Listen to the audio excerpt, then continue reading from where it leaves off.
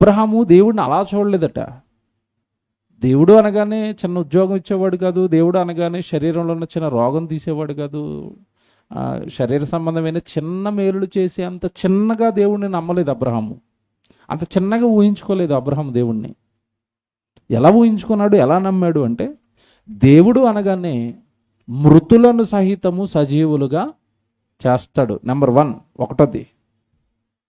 రెండోది, లేని వాటిని ఉన్నట్టుగా పిలుస్తాడు. అంటే అర్థం ఏంటంటే, దేవుణ్ణి ఎలాగా నమ్మాడు అంటే, ఎంత బలంగా నమ్మాడు అంటే, ఇక్కడ ఏమి ఉండదు, దేవుడు ఇక్కడికి ఏదైనా రావాలంటే వస్తుందని నమ్మాడు. నమ్మాడు. ఇప్పుడు ఇది మనసులో పెట్టుకోండి. ఏది మనసులో పెట్టుకోవాలి?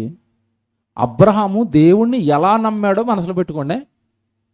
అబ్రహాము దేవుణ్ణి ఎలా నమ్మాడు అంటే, దేవుడు చచ్చిపోయిన వాళ్ళని సైతము తిరిగి లేవాలి, బ్రతకాలి అంటే బ్రతుకుతారు అంతే. దేవుడు అనగానే అంత శక్తిమంతుడు. దేవుడు అనగానే ఎంత శక్తిమంతుడు అంటే, లేని వాటిని ఉన్నట్టుగా పిలుస్తాడు. ఆదాము ఉన్నాడు. ఆదాముకు సరైన తోడు కావాలి. ఎవరు? హవ్వ లేదు. జస్ట్ బాడీలోంచి పక్కటెముకను తీసి ఆ ఎముకని ఎలా తయారు చేశాడు? స్త్రీగా అవ్వ. అంతే, మీరిద్దరూ వివాహం అయింది, మీరిద్దరూ కుటుంబం అన్నాడు అంతే. దీన్ని బలంగా నమ్ముతున్నాడు అబ్రహాము. లేదు అక్కడ ఏమి, దేవుడు కావాలంటే అది వస్తుంది అన్నాడు అంతే. జాగ్రత్తగా వినాలి. ఇది అబ్రహాము బిలీఫ్, అబ్రహాము యొక్క నమ్మకం, అబ్రహాము యొక్క విశ్వాసం. అబ్రహాం గారు దేవుని ఎడల ఆయనకున్న ఆలోచన. నమ్మితే ఇలా నమ్మాలి అబ్రహాంని, దేవుణ్ణి. అలా నమ్మాడు అబ్రహాం గారు. ఇప్పుడు ఇది మనసులో పెట్టుకోండి. ఇది రోమపత్రిక 4. అబ్రహాం మనందరికి ఏమవుతాడట? మరలా అడుగుతున్నాను, ఇప్పుడు అబ్రహాం గారు మీకు తండ్రా? ఎలా తండ్రి? దేనిని బట్టి తండ్రి? అబ్రహాం గారు ఏం మన చుట్టం బంధువు కాదు కదా. మా చిన్నాన్నగారు తరపున మాకు చిన్నాయన అవుతాడండి, తండ్రి అవుతాడండి. అన్నకి మన బంధువు కాదు కదా శరీరాన్ని బట్టి. మరి అబ్రహాం గారు మనకు తండ్రి ఎలాగవుతాడంటే, విశ్వాసులకు ఆయన ఏంటి? తండ్రి. ఇప్పుడు ఈ విశ్వాసులందరూ అబ్రహాంకి ఏమవుతారు? పిల్లలు అవుతారు. వెరీ గుడ్, ఓకేనా? బాగా వినాలి ఇది.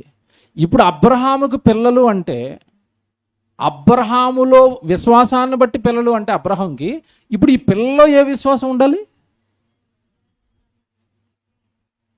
ఆలోచించండి, దొరికిపోతాం. బాగా ఆలోచించండి. విశ్వాసాన్ని బట్టి అబ్రహాముకి మనం పిల్లలం అవ్వాలి అంటే మనలో ఏ విశ్వాసం ఉండాలి? ఇప్పుడు అబ్రహాములో ఉన్న విశ్వాసం ఉండాలి. మీలో ఎంతమంది ఇక్కడ లేకపోయినా దేవుడు పిలిచాడంటే అది అవుతుంది? ఎంతమంది నమ్ముతారు? చేస్తాను. నమ్మితే రిక్వెస్ట్లు ఎందుకు పెడతాం మనం? రిక్వెస్ట్ మీద రిక్వెస్ట్. ఏమండి మీరు చేయండి, ఆల్ చేయండి, మాకు అవ్వట్లేదు ఇది. నువ్వు అడిగితే ఎందుకు చేయడా? నమ్మకం లేదా? టైటిల్ వేసి వచ్చాం. ఆధారాలున్నా అబ్రహామునుకున్న విశ్వాసం నీకు కలగడం లేదా? నిజంగా చెప్తున్నానండి, అబ్రహాము దేవుణ్ణి నమ్మినట్టే మనం దేవుణ్ణి నమ్మామా? ఒకసారి ఆలోచించుకోండి మీ విశ్వాసం. ఎందుకంటే బైబిల్లో మాట ఉంది, ఎవరి విశ్వాసాన్ని ఎవరు కొలతేయలేరు. నా విశ్వాసాన్ని మీరు కొలవలేరు, మీ విశ్వాసాన్ని నేను కొలవలేను. బైబిల్ ఏం చెప్పిందంటే, మీరు విశ్వాసం గలవారై ఉన్నారో లేదో మిమ్మును మీరే పరీక్షించుకోండి. జాగ్రత్తగా వినండి. ఈ వచనం మీరు చాలా సంవత్సరాలు చదివారు కదా. పరీక్షించుకోండి అంటే అర్థం ఏంటి? టెస్ట్ చేసుకోండి అని. ఇప్పుడు మరి విశ్వాసాన్ని టెస్ట్ చేసుకోవడం అంటే ల్యాబ్ ఎక్కడ? ఆ ల్యాబ్లో పరిమాణాలు ఏంటి, కొలతలు ఏంటి? ఇప్పుడు నాకు షుగర్ ఉందో లేదో తెలియాలి, నేను ఎక్కడికి వెళ్ళాలి? ల్యాబ్కి వెళ్తాను. ఇప్పుడు ల్యాబ్ వాడు ఒక నెంబర్ ఫిక్స్ చేస్తాడు. నీకు 120కి యువతలు ఉంటే నో షుగర్, అవతలకి వెళ్ళావంటే షుగర్, రేపటి నుంచి చపాతీలు తినంటాడు. ఇప్పుడు ల్యాబ్కి వెళ్తే అక్కడ నెంబర్ ఇస్తాడు 120 అని. యువతలు నో షుగర్, అవతలకి వెళ్తే షుగర్ కదా. ఇప్పుడు మీరు విశ్వాసం గలవారై ఉన్నారో లేదో మిమ్మును మీరే ఏం చేయాలి? పరీక్షించుకోవాలి. పరీక్షించుకోవాలంటే ఇప్పుడు ల్యాబ్ ఏంటంటే బైబిల్. జాగ్రత్తగా వినండి, ల్యాబ్ ఏంటంటే బైబిల్. ఇప్పుడు ల్యాబ్లో దేవుడు పెట్టిన నెంబర్ ఏంటంటే అబ్రహాం గారే నెంబరు. అబ్రహాం గారికి ఉన్న విశ్వాసం నీకు ఉందనుకోండి, నీ విశ్వాసం పాస్. అబ్రహాం గారు లాంటి విశ్వాసం మనకు లేదనుకోండి, మన విశ్వాస జీవితం ఫెయిల్. ఎలా చెప్తారంటే బైబిల్ ఎవిడెన్స్ ఉంది దీనికి. ఒక ఎవిడెన్స్ చూపించి నేను మీతో మాట్లాడతాను మళ్ళీ. ఇది మనసులో పెట్టుకోండి. అయితే ఇక్కడ ఒక చిన్న విషయం చెప్పి నేను ముందుకెళ్తాను. అబ్రహాము మృతులను సజీవులుగా చేయడానికి దేవుడు శక్తిమంతుడు అని నమ్మాడు కదా. ఆ నమ్మకం ఆయన నమ్మడానికి ఆయనకి ముందు ఆధారాలు కానీ సాక్ష్యాలు కానీ అబ్రహాం గారికి ఏమైనా ఉన్నాయా? ఉన్నాయా లేవా? లేవు. మనకున్నాయా? మనకున్నాయి. ఇప్పుడు ఉన్నాయి. లేకపోయినా ఆయన నమ్మాడు. ఉన్నా నమ్మి పిల్లలం కాలేకపోతున్నాం. అర్థమవుతుందా? కొంచెం బాగా ఆలోచించండి. ఆయనకి ఏమీ లేనప్పుడు నమ్మేసి తండ్రి అయిపోయాడు. ఈరోజు దేవుడు ఉన్నాడు అని నమ్మడానికి నీ కళ్ళ ముందు సాక్ష్యాలు ఉన్నాయి. 66 పుస్తకాల గ్రంథం ఎవరికి సాక్ష్యం చెప్పండి? దేవునికి సాక్ష్యం. అబ్రహాం గారికి బైబిల్ ఉందా? అబ్రహాం గారికి యేసుక్రీస్తుల వారి రక్తం ఉందా పాపాలు కడుక్కోవడానికి? లేదు. ప్రవక్తలు ఉన్నారా? లేరండి. మోషే ధర్మశాస్త్రం ఏమైనా ఇచ్చాడా? లేదు. 10 ఆజ్ఞలు ఏమైనా ఉన్నాయా? లేవు. ఏమి లేవు. ఏమీ లేని కాలంలో దేవుడిని అబ్రహాం గారు ఎలా నమ్ముతున్నాడంటే, ఈయన మృతులను సహితము లేపుటకు దేవుడు ఎవరు? శక్తిమంతుడు. ఇది మనసులో పెట్టుకోండి. ఇప్పుడు అబ్రహాం గారికి ఉన్న విశ్వాసం నీకుంటేనే అబ్రహాం గారి ద్వారా కుమారుడిగా కుమార్తెగా అబ్రహాముకి పిల్లలుగా మారి నిత్యరాజ్యానికి వెళతాం. ఇది నేను బైబిల్ చదువుతున్నప్పుడు భయం వేసింది నాకు. మనం ఎంతకాలం విశ్వసిస్తే చాలు అనుకున్నాం, కానీ ఆ విశ్వాసానికి స్కేల్గా ఎవరిని పెట్టుకోవాలో తెలియదు ఎంతకాలం మనకి. ఆ స్కేల్ ఖచ్చితంగా అబ్రహాం గారని కన్ఫర్మ్ చేశాడు దేవుడు. నీకున్న అబ్రహాం గారికి ఉన్న విశ్వాసం నీకుంటేనే నాయన పరలోకం నిత్యజీవం నన్ను చూస్తావు తప్ప, లేకపోతే పొడి చిన్న చిన్న అల్ప విశ్వాసాలతో నువ్వు దేవుణ్ణి చూడటం కష్టమే అని చెప్పాడు. గలతీయులకు రాసిన పత్రిక తీయండి. గలతీయులకు రాసిన పత్రిక 3వ అధ్యాయానికి వెళ్దాం. 7వ వచనం చదువుదాం. 3వ అధ్యాయము 7వ వచనం పైన చదువుతారా? కొంచెం 6 అండి. గలతీ పత్రిక 3వ అధ్యాయం 6వ వచనం. అబ్రహాము దేవుణ్ణి నమ్మెను. ఏమన్నా ఉంది కదా, అబ్రహాము దేవుణ్ణి ఏం చేశాడట? నమ్మాడు. మనం దేవుణ్ణి నమ్మామా? ఇప్పుడు మనం దేవుణ్ణి నమ్మామా? సైలెంట్ అయిపోయారు. నమ్మారు కాబట్టి కదా గుడికి వచ్చారు. నమ్మాం కదా. ఆయన నమ్మాడు, మనము నమ్మాం. ఒకసారి జాగ్రత్తగా చెక్ చేసుకుందాం. ఆయన ఎలా నమ్మాడు, మనం ఎలా నమ్ముతున్నాం చెక్ చేసుకుందాం. 6వ వచనం. అబ్రహాము దేవుణ్ణి నమ్మెను, అది అతనికి నీతిగా ఎంచబడెను. కాబట్టి విశ్వాస సంబంధులే అబ్రహామునకు కుమారులని మీరు తెలుసుకోండి. ఇది బాగా వినాలి. ఇప్పుడు అబ్రహాముకి ఎవరు పిల్లలవుతారట? విశ్వాసము ద్వారానే. నువ్వు అబ్రహాము గారిని కొడుకుగా అబ్రహాము గారికి పిల్లలుగా మనం పిలవబడాలి అంటే ఒకటనట మార్గం. విశ్వాసము ద్వారానే అబ్రహాముకి మనం ఏమవుతాం? పిల్లలు అవుతాం. ఇప్పుడు అబ్రహాం గారికి మనం పిల్లడం అవ్వాలంటే మార్గం విశ్వాసం. బాగానే ఉంది. నెక్స్ట్ తర్వాత వచ్చింది చూడండి అక్కడ. కాబట్టి విశ్వాస సంబంధులే అబ్రహామునికి కుమారులని మీరు తెలుసుకోనండి. దేవుడు విశ్వాస మూలముగా అన్యజనులను నీతిమంతులుగా తీర్చునని లేఖనము ముందుగా చూచి. అంతే కదండి. ఒకప్పుడు మనమంతా ఎవరు? అన్యజనులమే. మనకిని అసలు అబ్రహాం గారికి ఇస్సాకు గారికి అసలు ఆ ఫ్యామిలీకి మనకి సంబంధమే లేదు. మనమంతా అన్యజనులు, దేవుడు లేని వాళ్ళం, దేవుడు ఎవరో తెలియని వాళ్ళం. మనమంతా దేవుడు లేని వాళ్ళము. దేవుడు తెలియని అన్యజనులైన మనల్ని కేవలం మనం విశ్వాసం ఉంచటం ద్వారా, దేవుణ్ణి నమ్మటం ద్వారా అన్యజనులమైన మనల్ని ఎవరికి పిల్లలుగా మార్చేశారట?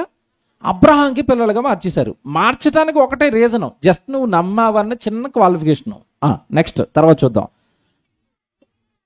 నీ యందు అన్ని జనులందరూ ఆశీర్వదింపబడునని అబ్రహామునకు సువార్త ముందుగా ప్రకటించను. ఎక్కడ?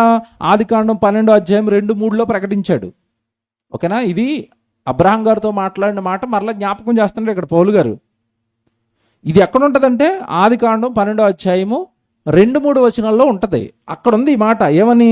నీ యందు అన్ని జనులందరూ ఆశీర్వదింపబడుదురు అని అబ్రహామునకు సువార్త ముందుగా ప్రకటించబడి, ముందుగానే చెప్పాడట, నీ తర్వాత నాయన నీ సంతానమే కాదు అన్ని జనులందరూ కూడా నన్ను విశ్వసిస్తారు, అలా విశ్వసించిన వాళ్ళందరినీ కూడా నీకు పిల్లలుగా మార్చేస్తాను. అందుకే నీ సంతానం 4 కాదు, 5 కాదు, 10 మంది కాదు, 100 కాదు, బయటికి రా ఒకసారి పైకి చూడు అన్నాడు. ఏం చూపించాడు? ఆకాశంలో ఎన్ని నక్షత్రాలు ఉంటాయో అంతమంది నీకు పిల్లలు అన్నాడు. అంతమంది పిల్లలు ఎలా వస్తారంటే కన్న గర్భం నుండి వచ్చిన పిల్లలు కాదు, వాళ్ళందరూ విశ్వసించిన ప్రతివాడు నీకు కొడుకే అన్నాడంతే. మీకు అర్థమైంది కదా? ఇప్పుడు ఇది అనుజనులందరూ నిన్ను విశ్వసిస్తారని ముందుగానే ప్రకటించిన అబ్రహాంకి. 9వ వచనం, కాబట్టి, ఇది అండర్లైన్ చేసుకోండి పెన్నతోని, కాబట్టి విశ్వాస సంబంధులే విశ్వాసము గల అబ్రహాముతో కూడా ఆశీర్వదింపబడుదురు.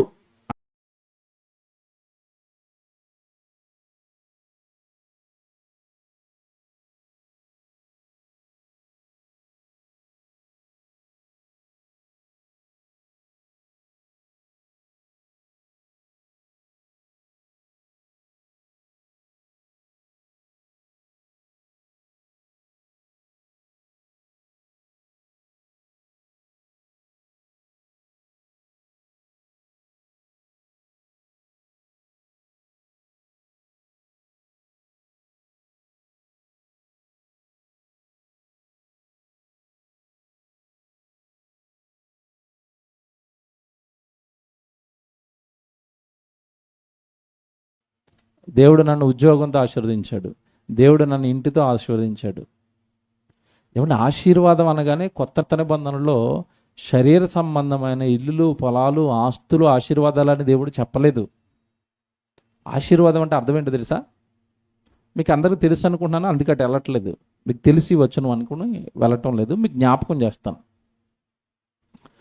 యేసుక్రీస్తుల వారు 2వ రాకడ జరిగింది. క్రీస్తు న్యాయపీఠం ఎదుట క్రీస్తు కూర్చున్నాడు. కూర్చున్న తర్వాత చచ్చిపోయిన వాళ్ళందరినీ తీసుకొచ్చారు దూతలు. తీసుకొచ్చాయి. అప్పుడు ప్రభు ఏం చెప్పాడు? ఇందులో మనవాళ్ళు ఎవరో వేరేయండి అన్నాడు. ఆయన వారిని, మన వారిని ఎవరినో వేరేయండి అన్నాడు. ఏరేసిన తర్వాత వాళ్ళందరినీ ఎటుపక్క నిలబెట్టాడు? కుడిపక్క. మిగిలిన వాళ్ళందరూ పక్క ఉండిపోయారు. వాళ్ళు ఎటుపక్క ఉండిపోయారు? ఎడం పక్క. ఇప్పుడు ఈ కుడి పక్కన ఉన్న వాళ్ళందరి గురించి యేసుప్రభు ఒకటే డైలాగ్ వేశాడు వెంటనే, నా తండ్రి చేత ఆశీర్వదింపబడిన వారులారా అన్నాడు కదా. ఇంతకీ కుడి పక్కన ఆశీర్వదింపబడిన వాళ్ళు ఆస్తులు సంపాదించుకున్న వాళ్ళ? ఇల్లులు సంపాదించుకున్నారా? పొలాలు సంపాదించుకున్నారా? ఏమి సంపాదించారు వాళ్ళు? నిత్యరాజ్యానికి అర్హులు వాళ్ళు. పరలోకాన్ని సంపాదించారు. ఆ పరలోకాన్ని సంపాదించడానికి భూమి మీద ప్రాణాలు పోగొట్టుకున్న వాళ్ళు ఉన్నారు, అందులో శరీరాన్ని ఇచ్చి దెబ్బలు తిన్న వాళ్ళు ఉన్నారు, ఇల్లు పొలాలు తొలి శతాబ్దంలో అపోస్తలుల పాదాల దగ్గర పెట్టేసిన వాళ్ళు ఉన్నారా? వీళ్ళందరినీ చూసి అంటున్నాడు, మీరు ఆశీర్వదింపబడిన వాళ్ళు అన్నాడు. ఇప్పుడు మీరు తెలివిగా ఆలోచిస్తే, లోతుగా ఆలోచిస్తే, ఆశీర్వదింపబడిన వాడు అంటే ఎవడు అంటే పరలోక రాజ్యానికి అర్హత పొందినవాడే ఆశీర్వదింపబడినవాడు. ఇప్పుడు మీరు అబ్రహాముతో కూడా ఆశీర్వదింపబడాలి అంటే మీరు అబ్రహాముతో కూడా అబ్రహామునకున్న విశ్వాసాన్ని భూమి మీద మీరు ఏం చేయాలి? కలిగి ఉండాలి, సంపాదించాలి. బాగా ఆలోచించండి, ఇది చిన్నదేం కాదు టాస్క్. చిన్నదనుకుంటున్నారా? అబ్రహామునకున్న విశ్వాసం సాధించటం చిన్న టాస్క్ అది. ఏంటి అబ్రహాం గారికి ఉన్న విశ్వాసం ఏంటి? ఆ రెండు మర్చిపోకూడదు చివరి వరకు. ఈ వారం వచ్చే వారం కూడా మర్చిపోకూడదు. ఏంటి అబ్రహాంకు ఉన్న విశ్వాసం అంటే ఈయన మృతులను సహితము లేపుటకు శక్తిమంతుడు. రెండోది, లేందైనా సరే దేవుడు పిలిచాడంటే వచ్చేస్తుంది అంతే. అది నా విశ్వాసం. ఇది అబ్రహాం గారి విశ్వాసం. ఇప్పుడు దీనికి మ్యాచ్ అవ్వాలి నీ విశ్వాసం. అబ్రహాం గారికి ఉన్న విశ్వాసాన్ని నువ్వు సంపాదించాలి భూమి మీద. అప్పుడే నీకు నిత్యరాజ్యం, నీకు ఆశీర్వాదం, నీకు పరలోకం అనేసాడు. అర్థమవుతుందా? కొంచెం కష్టంగా ఉందా? అర్థం అవుతుందంటే ముందుకెళ్తాను, లేదా మళ్ళీ మొదటికి వస్తాను. ఇది కొంచెం కష్టం అండి, ఇది బాగా కష్టం. ఇప్పుడు టైటిల్ కనబడుతుంది మీకు, అందులో ఫస్ట్ వర్డ్ చూడండి ఏమనుందో, ఆధారాలు ఉన్నా అని రాయించాను. అంటే మనకి ఏముంది ఇప్పుడు విశ్వసించడానికి? ఉందా? ఏంటి ఆధారం చెప్పండి. ఇప్పుడు అబ్రహాం గారు ఏమని నమ్మాడు దేవుడిని? ఈయన మృతులను సైతము తిరిగి లేస్తాడు, మృతులను సజీవులుగా చేస్తాడు అని ఎవరు నమ్మారు? అబ్రహాం నమ్మారు. దానికి ఆయనకు ఆధారం లేదు, మనకుందా? ఉంది. ఎవరు చెప్పండి ఆధారం? యేసుక్రీస్తు. ఆధారం లేదా మనకి? ఉంది. ఎవిడెన్స్ లేదా మనకి? ఉంది. సాక్ష్యం లేదా మన కళ్ళ ముందు? ఉంది. చనిపోయాడు యేసుక్రీస్తు. అనగనగనగనక యేసుక్రీస్తు కాదు. యేసుక్రీస్తు అనగనగనగా ఎక్కడో ఉన్నాడట కథ కాదు. ఆయన పుట్టింది యెరూషలేము, ఇజ్రాయెల్ దేశం. ఆయన పుట్టిన ప్లేసు, ఆయన చనిపోయిన సమాధి, ఆయన సిలువేసిన కొండ ఇప్పటికే ఉన్నాయా? ఉన్నాయి. క్రీస్తు అనగానే సజీవ సాక్ష్యం. కళ్ళ ముందు కదలాడుతున్న భౌతిక సాక్ష్యాలు, చారిత్రాత్మక సాక్ష్యాలు, లేఖన ఆధారాలు అన్నిటితో కూడిన ఆధారం ఎవరు? యేసుక్రీస్తు. మిగతావి లేదో చెప్తారు, వాటికి బేస్ ఏంటంటే ఏముండదు. ఆధారాలు ఏంటి? ఏముండదు. ఎక్కడ పుట్టాడంటే నువ్వు అవన్నీ అడక్కు, అడిగితే శాపగ్రస్తుడు లేదంటే దేశద్రోహి అంటారు వాళ్ళు. మన యేసుప్రభు అలాంటివాడు కాదు. పుట్టిన గడ్డ ఇప్పటికే ఉంది, చంపిన సమాధి ఇప్పటికే ఉంది, సిలువేసిన కొండ ఇప్పటికే ఉంది, ఆయన గురించి రాయబడిన లేఖనాలు ఇప్పటికే ఉన్నాయి. చరిత్రకారులు అందరూ క్రీస్తు గురించి రాశారు. నేను మధ్యకాలంలో వీడియో మాట్లాడాను, నెట్లో ఉంటుంది, మీరు వినండి.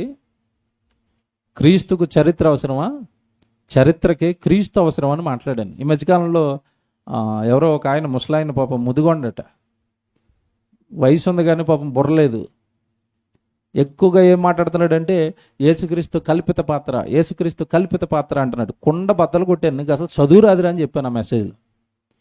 కాస్త బళ్ళోకి వెళ్ళి చదువుకున్న అలెగ్జాండర్ గురించి చెప్తారండి, కాస్త బళ్ళోకి వెళ్ళి చదువుకున్న అశోక చక్రవర్తి గురించి చెప్తారండి. వీళ్ళు నాకు తెలుసండి, వీళ్ళు బడికి వెళ్ళలేదు. వీళ్ళు ఎవరో యేసు ప్రభు చరిత్రలో లేడు అన్నవాడు ఎవడో కూడా బడికి వెళ్ళలేదు. ఎందుకు? మీరు బడికి వెళ్ళారా? అశోకుడి గురించి తెలుసా మీకు? రైట్. అశోకుడి గురించి రాయాలంటే ముందేం రాస్తారు? క్రీస్తు పూర్వం, క్రీస్తు శకం. ఉందా? ఇప్పుడు బడికి వెళ్తే ఎవరు తెలుస్తారు? మీరు ఇప్పుడు చెప్పండి, డాక్టర్ అని చెప్పి బడికి వెళ్ళాడా? నాకు తెలిసే దొంగ సర్టిఫికెట్ అది, ఉత్తుత్తి డాక్టర్ ఇడు. బడికి వెళ్తే క్రీస్తు పూర్వం క్రీస్తు శకం చదువుకున్నాం కదండి, మరి చరిత్రలో క్రీస్తు లేడు, ఫిక్షన్, కల్పిత పాత్ర అంటున్నాడు. దొల్లగొట్టేశాను ఆ రోజు మెసేజ్లో. ఎందుకు ఆవేశం వచ్చేసిందండి, పబ్లిక్ మీటింగ్ అది. చరిత్రకారులు చెప్పలేదా? ఏ చరిత్రకారులు చెప్పారో వాళ్ళ డేటా ఇచ్చాను. ఏ చరిత్రకారుడు, రోమన్ చరిత్రకారులు అందరూ రాశారు క్రీస్తు గురించి. ఆయన సమకాలికులు రాశారు. ఈ నిన్నగాక మన పుట్టి కాటికి కాళ్ళు చాపి చచ్చిపోతే ఆయన ముందు నిలబడాలి భయం వేస్తుంది దీని గురించి ఆలోచిస్తుంటే. నన్నే లేవన్నావు ఏట్రా భూమి మీద, అందులోనూ మళ్ళీ ఎక్కడ కూర్చుని అన్నావంటే ఏబిఎన్ ఛానల్లో కూర్చుని. ప్రాబ్లం ఎలాగుందంటే ఇప్పుడు ఆధారం ఇచ్చి నమ్మలేదు అంటే మాత్రం ఊరుకొని అంటున్నాడు. ఆధారాలు లేని కాలంలో యేసుక్రీస్తుల వారు, లేనే కాలంలో యేసుక్రీస్తుల వారు మరణించి తిరిగి లేచిన సాక్ష్యాలు లేని కాలంలోనే దేవుణ్ణి బలంగా నమ్మాడు అబ్రహాము. ఇప్పుడు మనకేం చెప్పాడు తెలుసా? నేను మీకు ఎవిడెన్స్ ఇచ్చాను నాయన, ఎవడైనా నమ్మనన్నాడా ఊరుకోనని చెప్పాడు. అపోస్తుల కార్యాలు 17వ అధ్యాయం తీయండి. అపోస్తుల కార్యాలు 17వ అధ్యాయం 24 నుంచి చదువుదామా? 24 నుంచి మీరు చాలాసార్లు చదివారు. ఏమండి, నా చిన్నతనంలోనండి సండే స్కూల్లో ఈ అపోస్తుల కార్యాలు 17వ అధ్యాయంలో 24 నుంచి ఆ 32 వరకు కంటత పట్టించేసేవారండి. 4 వారాలకు ఒకసారి ఇది చూడకుండా చెప్పి ఇంటికి వెళ్ళాలా.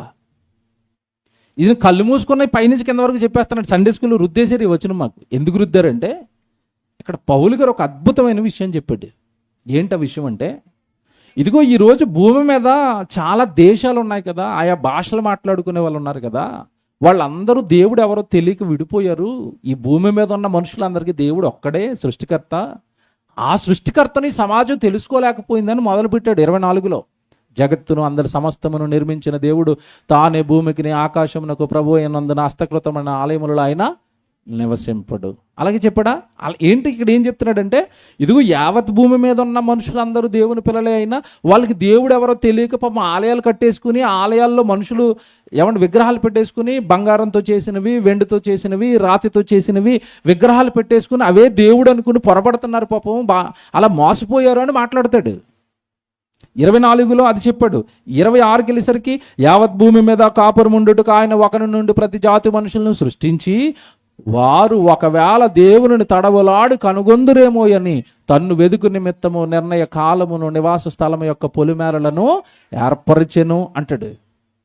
అంటే భూమి మీద ఉన్న మనుషులందరూ ఒక్కడి నుండే వచ్చారు. ఆ ఒక్కడు ఆదాము నుండి వచ్చిన ఈ మానవ జాతి అంతా ముక్కలైపోయి ఒక్కొక్కరు ఒక్కొక్క దేవుణ్ణి పెట్టేసుకున్నారు అని మాట్లాడతాడు. తర్వాత వచ్చినానికి వెళ్ళేసరికి తర్వాత ఎంత బాగుంటుందంటే, మనం ఆయన యందు బ్రతుకుచున్నాము, చలించుచున్నాము, ఉనికి కలిగి ఉన్నాము, అటువలే మనం ఆయన సంతానం అని మీ కవీశ్వరులో కొందరును చెప్పుచున్నారు. అంటే ఒక దేవుడు ఉన్నాడు, ఆయన వల్లనే మనం బ్రతుకుతున్నాం, ఆయన వల్లనే మనం చలిస్తున్నాం, ఆయన వల్లనే మనం ఉనికి కలిగి ఉన్నామంటే బ్రతుకున్నామని అర్థం. దేవుడు ఉండటం వల్ల నువ్వు బ్రతుకున్నావు. దేవుడు నిన్ను వద్దనుకుంటే తెల్లారేసరికి భూమి మీద నువ్వు ఉండవు, నేను ఉండను, ఎవరు ఉండరండి. ఆయన వలన బ్రతుకుతున్నాం, ఆయన వలన చలిస్తున్నాం, ఆయన వలన ఉనికి కలిగి ఉన్నాం. ఆయనే సమస్తానికి ఆధార సంభూతుడు. అయితే తర్వాత ఏమంటాడు 29కి వెళ్ళేసరికి, కాబట్టి మనము దేవుని సంతానమయ్యుండి మనుష్యుల చమత్కార కల్పనముల వలన మల్చబడిన బంగారమునైనను వెండినైనను రాతినైనను దేవత్వము పోలి ఉన్నదని ఆలోచించకండి, తలంచకండి, కనీసం ఆలోచన కూడా వద్దు. వెండిలో బంగారంలో మనుషులు చేసుకున్న దేవాలయాల్లో ఉంటున్న విగ్రహాలలో దేవుడు లేడు, దేవత్వం లేదు, అది దైవాలు కావు. కనుక మీరేం చేస్తారు? ఇప్పుడు మీరేం చేస్తారంటే, మీరు చాలా జాగ్రత్తగా మీ దేవుడు ఎవరో, మీ సృష్టికర్త ఎవరో, ఆయన ఎక్కడ ఉంటాడో, ఆయన రాయించిన గ్రంథం ఏంటో, ఆయన ఎలా బ్రతకమన్నాడో, ఈ జీవితం ఎందుకు ఇచ్చాడో, చచ్చిపోయిన తర్వాత ఆయన ముందు నిలబడితే నువ్వు వేటికి లెక్కలు చెప్పాలో సమస్తాన్ని బైబిల్లో రాయించాడు దేవుడు. అదంతా నువ్వు తెలుసుకో. దేవుడు ఒక్కడే సమస్త మానవాళికి, ఆయన బైబిల్లో ఉన్నాడు. ఆయన సృష్టికర్త, ఆయన నీ తండ్రి, ఆయనకు నువ్వు కుమారుడివి కుమార్తెవి. ఇది నువ్వు నమ్మాలి. జాగ్రత్తగా వినండి, ఇది నువ్వు నమ్మాలి. ఇది గనక నువ్వు నమ్మకుండా దేవుడు ఎవరో నాకు తెలియదని ఇప్పుడు గనకంటే, ఒకప్పుడు ఊరుకున్నాడేమో. ఎప్పుడు? ఆ అజ్ఞాన కాలమును దేవుడు చూచి చూడనట్టుగా ఊరకుండానంట. చూడు, నెక్స్ట్ అక్కడే అజ్ఞాన కాలంలో దేవుడు చూచి చూడనట్టుగా ఊరుకున్నాడు. నమ్మకపోయిన ఆధారాలు లేవు కనుక, సాక్ష్యాలు లేవు కనుక, నేను ఇంకా ప్రొవైడ్ చేయలేదు కనుక, సర్లే నమ్మకపోయిన వాళ్ళ మనస్సాక్షిని బట్టి తీర్పు తీరుస్తానని వదిలేశాడు. ఇప్పుడైతే ఏమన్నా ఆ పదం ఉందా బైబిల్లో? ఇప్పుడైతే 30వ వచనం చదువుతున్నారు. ఇప్పుడైతే అంతటను అందరును మారు మనసు పొందాలి. అంతటా అంటే భూమి అంతటా. బైబిల్ అనగానే అమెరికా మతం, ఇదే కదండి ఎక్కువగా ప్రాపకండా, విదేశీ మతం. ఈ మధ్యకాలంలో మరీ బుర్రలేని వాళ్ళు ఎడారి మతం. ఏమో నాకు అర్థం కదండి, వీళ్ళు ఎడారి మతం అంటే నాకు అర్థం అవ్వలేదు చాలా రోజులు. ఇది ఎందుకు వీళ్ళు ఎడారి మతం అంటున్నారంటే, ఆ ఇజ్రాయెల్ దేశంలో ఎడారి ఉందట, అక్కడి నుంచి ఈ మతం వచ్చింది అనుకుని ఇది ఎడారి మతం. ఏమంటే ఇప్పుడు ఇజ్రాయెల్ దేశం ఎంత ఉంటుంది తెలుసా ఎవరికైనా దాని సైజు? మన హైదరాబాద్ అంత ఉంటుంది. ఇప్పుడు దాంట్లో ఎడారి ఉంది కనుక నీది ఎడారంటే, రాజస్థాన్లో ఏముంది? అడవులు ఉన్నాయా? ఏమున్నా చెప్పండి. రాజస్థాన్ అంతా. ఇప్పుడు భారతదేశంలో ఉన్న ఎడారి పెద్దదా, ఇజ్రాయెల్ ఎడారి పెద్దదా? ఇప్పుడు ఎడారి మతం అంటే ఏ మతాన్ని అనాలి? నీ మతాన్ని అనాలా? నీదే పెద్ద ఎడారి. బుర్రలేని వాళ్ళు వాగేస్తూ ఉంటే కనీసం అండి ప్రపంచం మ్యాప్ మీద ఒక అవగాహన, ఏ దేశం ఎంత ఉంటుంది, ఏ దేశంలో అడవులు ఎన్ని ఉంటాయి, ఏ దేశంలో ఈ ఎడారులు ఎన్ని ఉంటాయి, కనీసం కామన్ సెన్స్ చదువురాదండి. చదువురాదు వీళ్ళకి ఎవరికి. నేను ఈ మధ్యకాలంలో ఏం చదువుతున్నా వాళ్ళ గురించి ఒకటి రాస్తున్నారు. మనం అందరేమో స్కూల్కి వెళ్ళి చదువుకుంటాం, కాలేజీకి వెళ్ళి చదువుకుంటాం, యూనివర్సిటీకి వెళ్ళి చదువుకుంటాం. వాళ్ళకో సెపరేట్గా యూనివర్సిటీ ఉందట మతోన్మాదులందరికీ, వాట్సాప్ యూనివర్సిటీ. వాళ్ళ చరిత్రలో ఏముందో అని అవసరం వాళ్ళకి. వాట్సాప్లో ఏదైనా డేటా వచ్చిందనుకో అది మాట్లాడేస్తాడు. ఇంకా ఆడికి యూనివర్సిటీ ఏంటంటే వాట్సాప్లో ఎవడు ఏది రాస్తే అదే నిజం, అదే చెప్తాడు అంతే. ఇంత దారుణంగా తెలుసండి. ప్రజెంట్ పరిస్థితులు చరిత్రలే మార్చేస్తున్నారండి. చరిత్రలనే మార్చేస్తున్నారు. జాగ్రత్తగా ఉండకపోతే మన చరిత్రే మార్చేస్తారు వీళ్ళు. దేవుని పిల్లలరా, ఇక్కడ మనం బాగా ఆలోచిస్తారండి. అప్పుడైతే ఊరుకున్నాడట, ఇప్పుడైతే అంతటా అంటే భూమి మీద అంతటా, భూమి మీద ఉన్న దేశాలన్నీ, ప్రతి భాష మాట్లాడేవాడు, ప్రతి మతస్థుడు, ప్రతి కులస్థుడు దేవుణ్ణి తెలుసుకోవాలి, నీ సృష్టికర్తను తెలుసుకోవాలి. ఆయన ఒక్కడే, ఆయనే భూమిని కలిగించాడు, ఆయనే మనుషులందరినీ కలిగించాడు. ఆయన ఎవరో నీ జీవితకాలం అంతా నువ్వు తెలుసుకోవాలి. తెలుసుకుని ఏం చేయాలట, ఇప్పుడైతే అంతటా అందరూ మారు మనసు పొందలవలనని మనుషులను బ్రతిమాలతన్నాడా, ఆజ్ఞాపిస్తున్నాడా? ఇప్పుడు ఎందుకు ఆజ్ఞ ఇచ్చాడు? ముందేమో అజ్ఞాన కాలంలోనేమో దేవుడు చూచి చూడనట్టుగా ఊరుకున్నాడట. ఇప్పుడైతే ఖచ్చితంగా నువ్వు మారాలరా, ఇది నీకు ఆజ్ఞ అన్నాడంతే. ఆజ్ఞ అతిక్రమం పాపం, పాపాలకు వచ్చే జీతం మరణం. అంటే ఇప్పుడు మారు మనసు లేని ప్రతివాడు ఎక్కడ పోతారు చెప్పండి? నరకానికి పోయి. ఇప్పుడైతే అంతటా అందరూ మారాల్సిందే, ఆప్షన్ లేదన్నాడు. మార్పు అంటే ఏంటి చెప్పండి? మారు మనస్సు అంటే ఏంటి? బాగా ఆలోచించండి. మారు మనస్సు అంటే ఏంటి? దేవుడిని నమ్మటం, దేవుడి కొరకు నువ్వు విశ్వసించటం. ఒకప్పుడు దేవుని ఎరగక ఆయన ఎలా బ్రతకమన్నాడో నీకు తెలియక లోకంలో బ్రతికేస్తూ నేరాలు పాపాలు చేస్తావు కదా, అవన్నీ విడిచిపెట్టడమే మారు మనస్సు. లోకం కోసం బ్రతికిన నేను నీ కోసం బ్రతుకుతాను తండ్రి. నువ్వు ఉన్నవని తెలీదు, నువ్వు పుట్టించావని తెలీదు, నువ్వు ఈ లోకాన్ని కలిగించావని తెలీదు, నువ్వే జన్మించావని తెలీదు, చచ్చిపోయిన తర్వాత నీ ఎదుట నిలబడి లెక్కలు చెప్పాలని తెలీదు, ఈ దేహం నీదని తెలీదు, నేను తింటున్న ఆహారం నీదని తెలీదు, నా ఆయుష్కాలం నువ్వు గ్రంథంలో రాయించుకుని నీ పనికాలంగా నాకు ఇచ్చేవని తెలీదు. ఇవన్నీ తెలియక లోకంలో బ్రతికేశాను, ఇవన్నీ తెలియక నా ఇష్టానుసారం నేను బ్రతికాను. ఇప్పుడు నేను అలా బ్రతకలేను తండ్రి, నువ్వు అర్థమయ్యావు, నాకు నువ్వెవరో తెలిసిపోయింది. సాక్ష్యాధారాలతో, బైబిల్లో ఉన్న చారిత్రాత్మక ఆధారాలతో దేవుడు ఉన్నాడు అని నా కళ్ళకున్న పొరలను వెడగొట్టి నిరూపించావు. నాకు ఇప్పుడు సాక్ష్యం ఉంది. ఈ సాక్ష్యాన్ని, ఆధారాన్ని నీకు ఇచ్చిన నమ్మవా? ఏంటి ఆధారం, సాక్ష్యం? కింద చెప్తాడు ఇప్పుడు 31లో, ఎందుకనగా తాను నియమించిన మనుషుని చేత నీతిని అనుసరించి భూలోకమునకు తీర్పు తీర్చబోయేడి ఒక దినమును నిర్ణయించి ఉన్నాడు. మృతులలో నుండి ఆయనను లేపినందున దీనిని నమ్ముటకు. దేని నమ్మడానికి? సృష్టికర్తకు ఆయన ఉన్నాడు, నేను ఆయన కుమారుణ్ణి, నేను ఆయన కుమార్తెను, ఆయన వల్లనే బ్రతుకుతున్నాను, ఆయన మారు మనసు పొందమన్నాడు, పాపాలు చేయొద్దన్నాడు, ఆయన్ని నమ్మి పవిత్రంగా బ్రతకమన్నాడు అని నువ్వు నమ్మడానికట, దీనిని నమ్ముటకు మనందరికీ దేవుడు ఏం కలగజేశాడట? ఆధారం. ఎవరాట ఆధారం? మృతులలో నుండి సజీవుడిగా లేచిన క్రీస్తే మీరు దేవుని నమ్మడానికి ఆధారం. ఇప్పుడు యేసుప్రభు భూమి మీద ఉన్నంతకాలం మనకి చేసిన బోధ ఏంటి చెప్పండి? ఏం బోధ చేశాడు? పరలోకంలో మనకు ఎవరున్నారు? తండ్రి ఉన్నాడు, పరలోక రాజ్యం ఉంది, చచ్చిపోయిన తర్వాత జీవితం ఉంది, ఆత్మ ఉంది, పరలోక రాజ్యానికి మీరు అందరూ వెళ్ళాలి, మీ పాపాలు కడుక్కోవాలి, హృదయంలో ఉన్నవన్నీ క్లీన్ చేసుకోవాలి. ఇదే కదండి ఆయన బోధ. ఏముంది ఇందులో? మతం మార్చాడా, మనసు మార్చాడా? మనస్సు. హృదయం మార్చుకోండి, హృదయం మార్చుకోండి, హృదయం మార్చుకోండి. ఇదే కదా ఆయన బోధ అంతా, ఆయన జీవితకాలం. జాగ్రత్తగా వినండి. ఇప్పుడు దేవుణ్ణి నమ్ముటకు, కింద చివరిలో రాయబడిన పదం అదే, దీనిని నమ్ముటకు ఆయన అందరికి ఆధారము. అంటే ఇప్పుడు మనకేముంది దేవుణ్ణి నమ్మడానికి? అబ్రహాంకి ఉందా?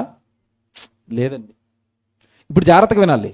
లేని కాలంలో నమ్మిన అబ్రహాంని ఎగ్జాంపుల్గా పెట్టి, ఆ విశ్వాసం నీకుంటేనే తప్ప నువ్వు అబ్రహాముకి కుమారుడిగా మారు.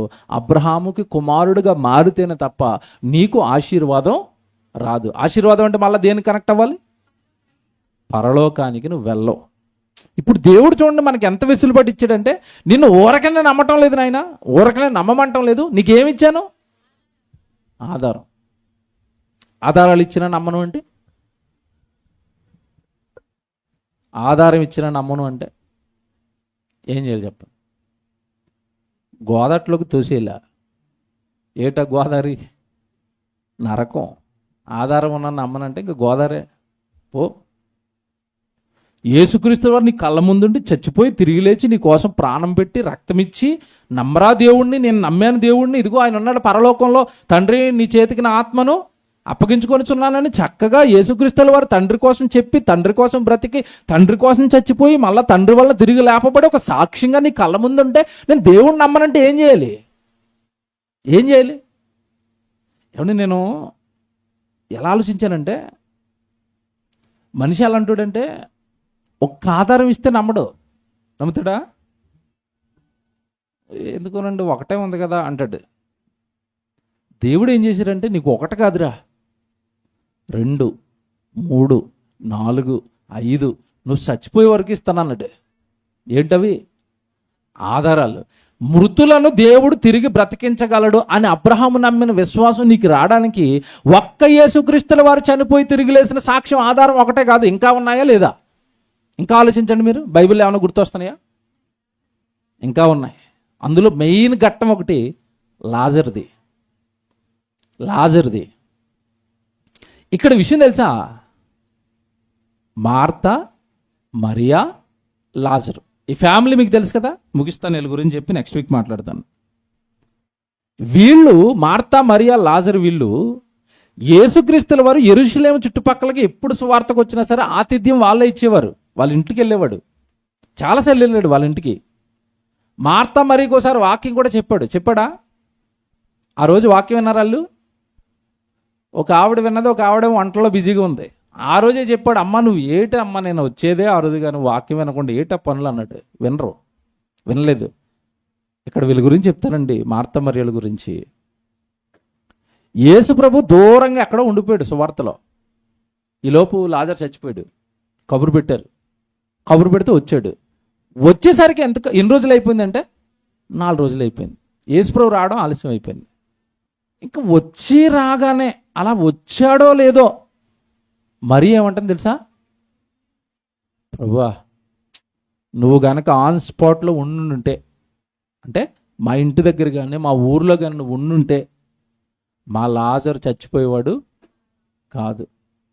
నువ్వు దూరంగా ఉన్నావు కనుక మా లాజరు చచ్చిపోయాడు. ఇదే అందా మరియా? ఇదే అందే. నేను ఒకటి అడుగుతాను మీకు. లాస్ట్ వీకో 5 వీకో ఒక ఆయన గురించి చెప్పాను, శతాధిపతి గురించి.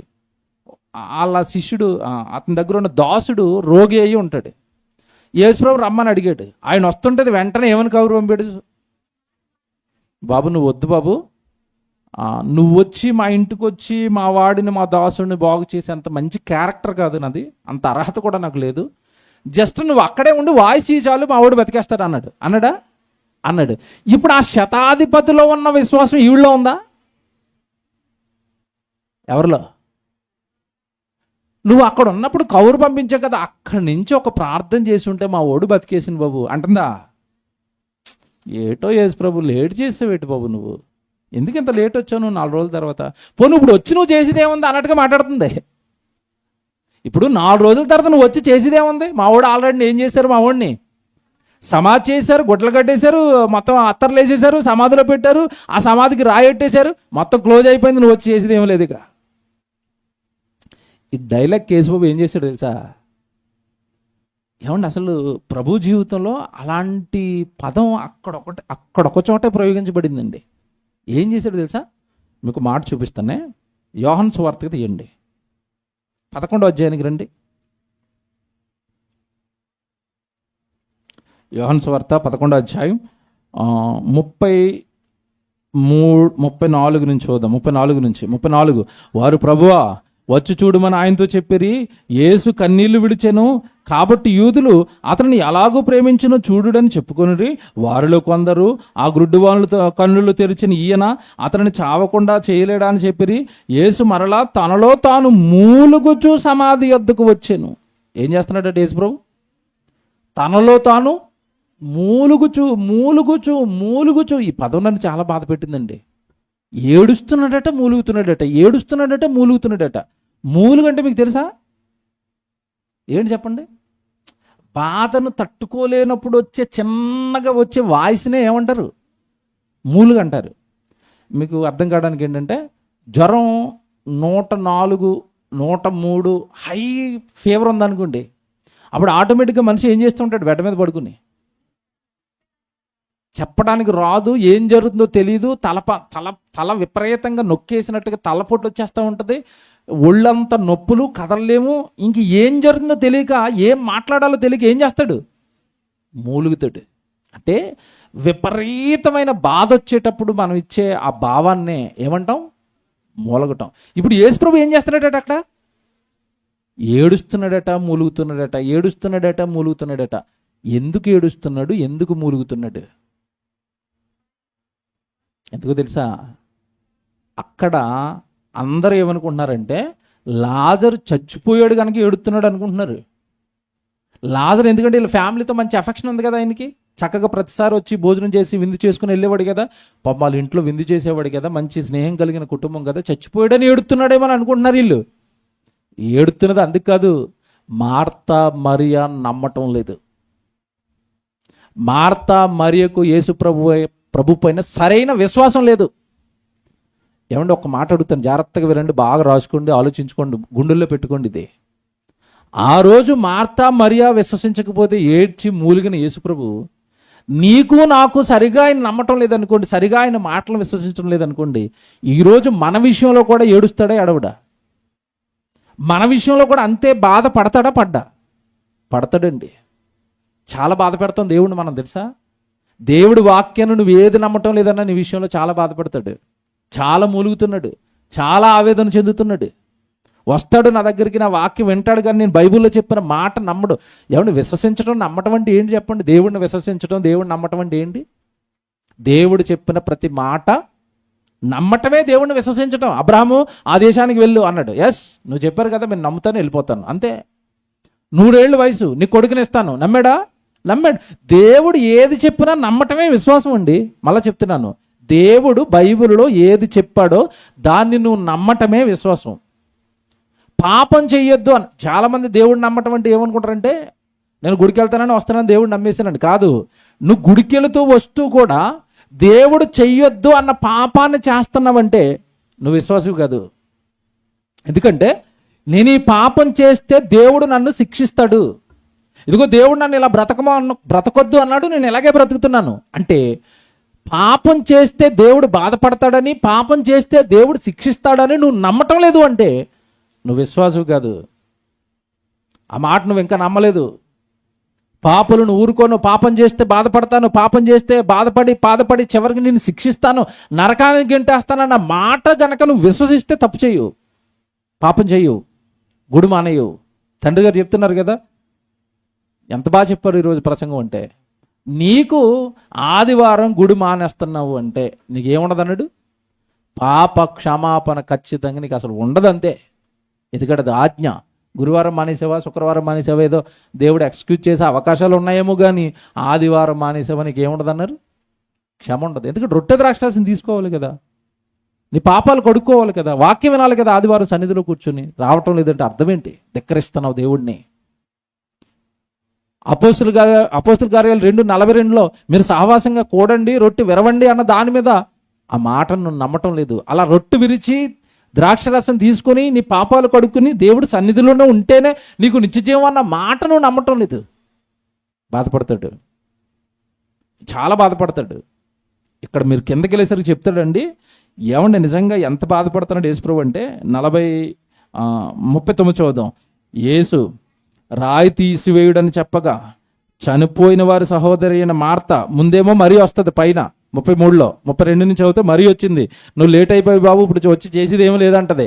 అయినా సరే ఆ మాట పట్టించుకోకుండా అలా ఏడుస్తూ మూలుగుతూ సమాధి దగ్గరికి వెళ్ళి రాయి తీయండి అన్నాడు. ఈలోపు ఈవిడొచ్చిందా? ఎవరు? మార్త. ఈవిడ అసలే వాక్యం ఏందో, ఈ వాక్యం విన్నావిడ వచ్చి అంటుంది, మార్త వచ్చి అంటుంది, ప్రభువా అతడు చనిపోయి 4 దినములైనది గనుక ఎప్పటికీ వాసన కొట్టుయునని ఆయనతో చెప్పాను. అంటే ఈవిడ కూడా ఇండైరెక్ట్గా ఏం చెప్తుంది? ఎందుకు బాబు రాయి తీస్తున్నావు, నువ్వు తీసి ఏం ఉపయోగం ఉండదు, మావాడు ఆల్రెడీ కుళ్ళిపోయాడు. అంటే ఇప్పుడు మార్తకు కానీ మరియకు కానీ ఆ చచ్చిపోయిన వాడిని తిరిగి బ్రతికిస్తాడన్న నమ్మకం, విశ్వాసం వీళ్ళిద్దరికీ ఉందా? మీరు చెప్పండి, ఉందా? లేదండి, లేదు. నువ్వు ఎందుకు ఓపెన్ చేస్తున్నావు? నీ ప్రయాస వృధా. ప్రభు ప్లీజ్ మార్త అంటుంది, వాసన వచ్చేస్తాడు మావాడు, తీయొద్దు, అంటే ఇండైరెక్ట్గా ఏముంటుందంటే ఓపెన్ చేయొద్దు, నువ్వు చేసే ఉపయోగం లేదు అంటుంది. ఇప్పుడు చెప్పండి, వీళ్ళు నమ్మారా ప్రభుని? ఎలా నమ్మారు? ఎలా నమ్మాలని మనం ఇందాక లేఖన భాగంలో చదువుకున్నాం. ఎలా నమ్మాలి? అబ్రహాము నమ్మినట్టుగా. అబ్రహాం ఎలా నమ్మాడు? మృతులను సహితము లేపుటకు దేవుడు శక్తిమంతుడు, మృతులను సజీవులుగా చేయువాడు. నమ్మారా? అలా నమ్మారా వీళ్ళు? ఇప్పుడు చెప్పండి, వీళ్ళిద్దరు అబ్రహాంకి పిల్లలా? అబ్రహాంకు వారసులా? కాదండి. ఇలాంటి విశ్వాసమే మనలో ఉంటే మనం అబ్రహాంకు పిల్లలమా? ఏమంటే చచ్చిపోయిన తర్వాత మనిషి బతుకుతాడా? బతుకుతాడా? బతుకుతాడా? బతకడా? పోనీ మీరు బతుకుతారా? బతుకుతారా? బతకరా? బతుకుతారా? అటు చెప్పాలి, ఇటు సైలెంట్ కొని రేటే. బతుకుతారా? చెప్పడానికే భయపడుతున్నారంటే లోపల ఏముంది మీకు? మాకేం తెలుసు బాబు, మాకెందుకన్నీ, మేము గుడికి వస్తాం పోతాం. ఇదా భక్తి అంటే? చనిపోయిన లాజరు 4 దినాల తర్వాత బతికాడు. నువ్వు 40 సంవత్సరాల క్రితం చచ్చిపోయినా, నువ్వు చచ్చిపోయి 400 సంవత్సరాలైనా, నువ్వు చచ్చిపోయి 4000 సంవత్సరాలైనా, యేసుక్రీస్తుల వారి 2వ రాకడలో అబ్రహాముకున్న విశ్వాసం నీకుంటే నిన్ను కూడా తిరిగి దేవుడు ఏం చేస్తాడు? బ్రతికిస్తాడు. అలా నువ్వు నమ్మితేనే పరలోకం చూస్తావు. అలా నువ్వు నమ్మితేనే దేవుడి కోసం బ్రతుకుతావు, దేవుడి కోసం ఏదైనా చేస్తావు, దేవుడి దగ్గరికి వెళతావు, దేవుడికి ఇస్తావు, దేవుడి కొరకు ఆలోచిస్తావు. ఇది నమ్మితే. నేను తిరిగి బ్రతుకుతానండి, నా ప్రభు మరి బ్రతికించాడు కదా ఆ రోజు, వాళ్ళని నన్ను బ్రతికిస్తాడు. ఆయనకేమో 4 days, మనకి ఏమంటే 4 రోజులు. మనకి యేసుక్రీస్తుల వారు వచ్చేసరికి 4000 సంవత్సరాలు అవ్వచ్చు, 40,000 సంవత్సరాలు అవ్వచ్చు, 4 లక్షల సంవత్సరాలు అవ్వచ్చు. టైం మనకు అనవసరం. చచ్చిపోయిన వాళ్ళని తిరిగి లేపడానికి క్రీస్తు శక్తిమంతుడని నమ్మటమే నీ విశ్వాసం. ఇది ఎవరి విశ్వాసం? ఓకే, ఇప్పుడు దీనికి మనకి ఎవిడెన్స్లు ఇస్తున్నాడు, ఇవన్నీ ఆధారాలు ఇస్తున్నాడు. ఇప్పుడు చూడండి అక్కడ ఏం జరిగిందో 40వ వచనంలో, అందుకు యేసు, నీవు నమ్మిన ఎడల దేవుని మహిమను చూతువని నేను నీతో చెప్పలేదా? అప్పుడు నువ్వు వినలేదు కదా, వంట చేసుకుంటున్నావు నువ్వు, అప్పుడు చెప్పలేదా అన్నాడంటే ఇప్పుడు చెప్పాడు ఈ ప్రసంగం. మీకు అర్థమవుతుందా? మీకు జాగ్రత్తగా వినాలి. మళ్ళా చదువుతాను బైబిల్ ఎంతలా చదువుకోవాలా. 40 వచనం మళ్ళా చదువుతాను. అందుకు యేసు, నీవు నమ్మిన ఎడల దేవుని మహిమను చూతువని నేను నీతో చెప్పలేదా అని వారితో. నువ్వు ఆ రోజు ఆ ప్రసంగం వినకుండా వంట చేసుకున్నావు, అందుకే నీకు విశ్వాసం రాలేదు. నేను ఆల్రెడీ చెప్పాను, నమ్మిన వాళ్ళు దేవుడి మహిమను చూస్తారని. ఇలాంటి కార్యాలు చాలా చిన్నవి, దేవుడికి చచ్చిపోయిన వాళ్ళని బ్రతికించడం ఆఫ్టర్ చిన్నది, చాలా చిన్నది.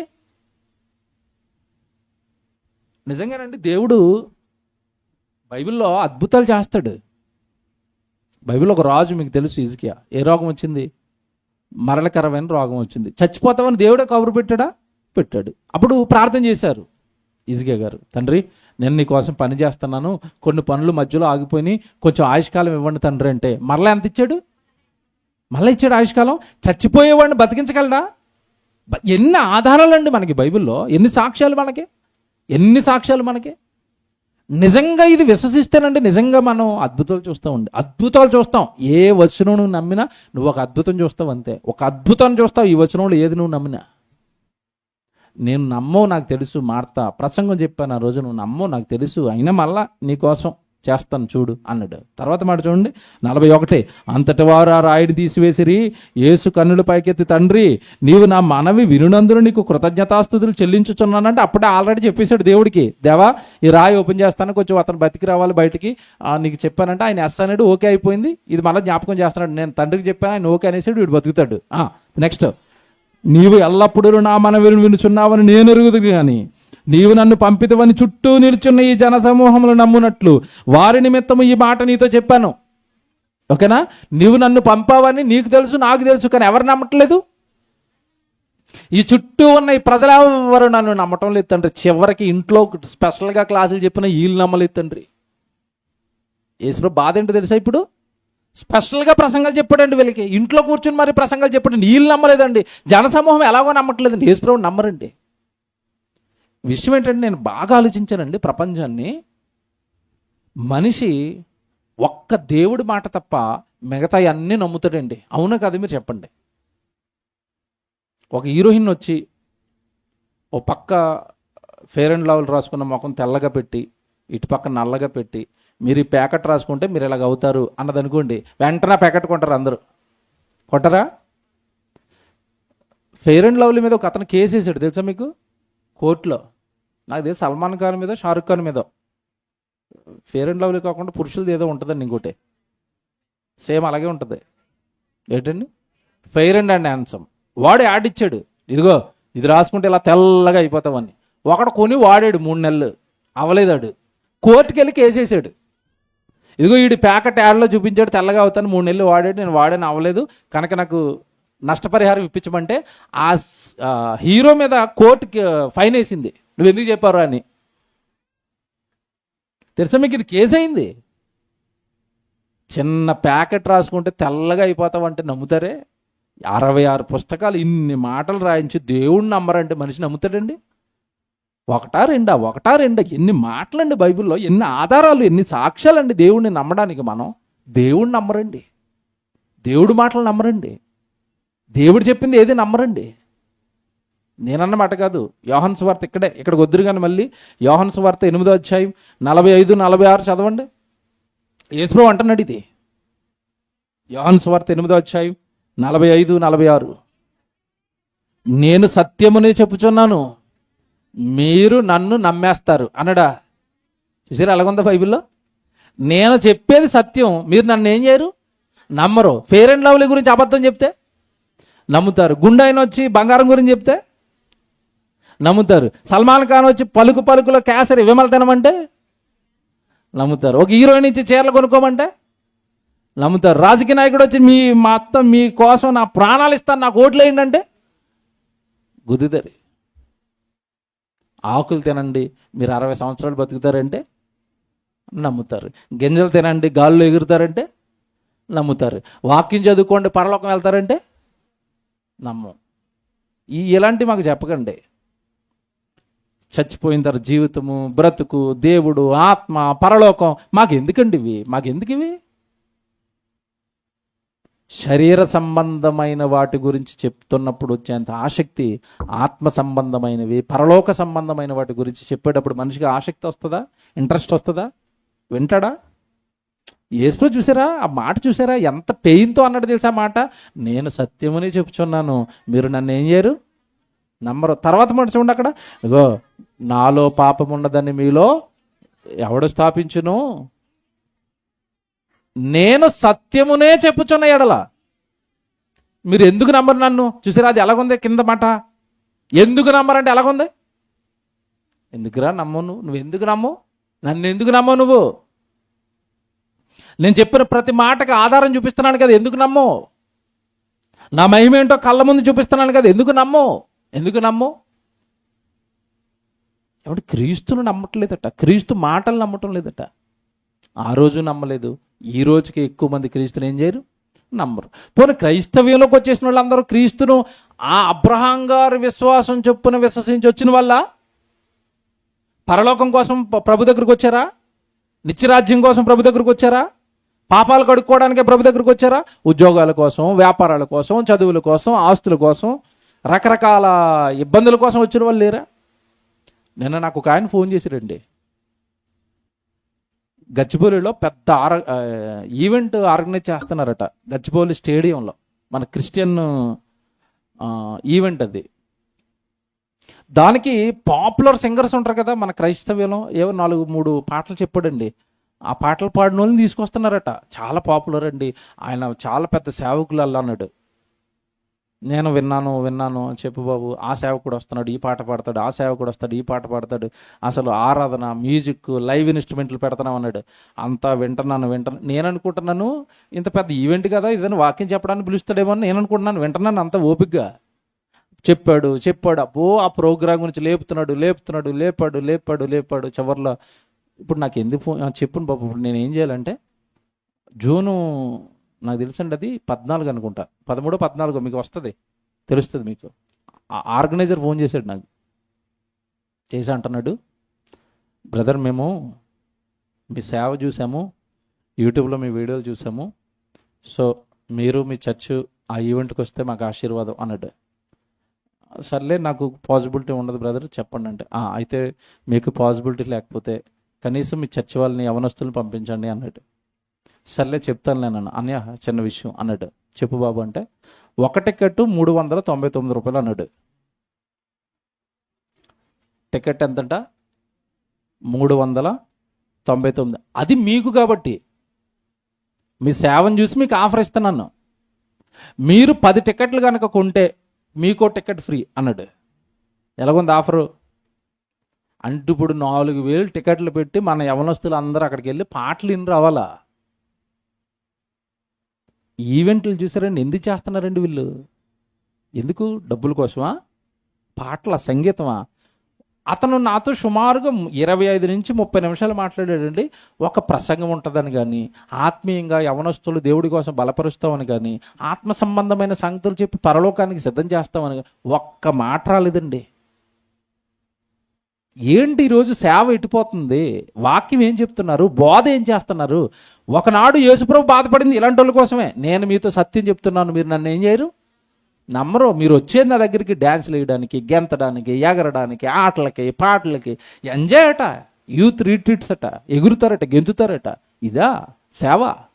ఇదా సన్నిధి? దేవుడి సన్నిధిని అలా మారుస్తారా మీరు? విననిచ్చి ఒకటే డైలాగ్ వేశాను నేను. నువ్వు అక్కడ 10 మంది వస్తే ఒకరికి ఫ్రీ అంటున్నావు కదా, 100 మందికి ఫ్రీ అన్నా మేము ఒక్కడం కూడా రామని చెప్పాను. ఆ ఎగరడాలు గెంతడాలు మాకు వద్దు బాబు, మా యవనస్తులను కొంచెం ఆత్మీయంగా బాగానే పెంచుకుంటున్నాం, మీ డ్యాన్సులకి మీ పాటలకు ఒక నమస్కారం అన్నాను. లేదు బ్రదర్, లేదు, నోర్మే ఇంక పెట్టే ఫోన్ అన్నాను అంతే. చూడండి ఎలా తయారైంది, చూసారా? ఈవెంట్లా స్టార్స్ అందులో. ఇటు అక్కడ దేవుడు వద్దా? వాక్యం వద్దా? ఆత్మ సంబంధులను శరీర సంబంధులుగా మారుస్తున్నారండి. వ్యాపారం చేస్తున్నారు దేవుడి మీద. పోనీ అందులో ఆత్మీయంగా ఒక మంచి ప్రసంగికుడిని తెస్తున్నాము, యవనస్తులకు ఒక ప్రసంగం చెప్తే ప్రసంగం లేదట, పాటలేనట. ఈవెంట్ అంతా 5 గంటల నుంచి 9 గంటల వరకు పాటలట. మీకు వేస్తారు పెద్ద పెద్ద బ్యానర్లు వస్తాయి చూడండి, 5 నుంచి 9 గంటల వరకు. దేవుని పిల్లలారా, క్రీస్తు అర్థం అవ్వలేదు క్రైస్తవ్యానికే. క్రైస్తవ్యానికే అర్థం కాలేదు.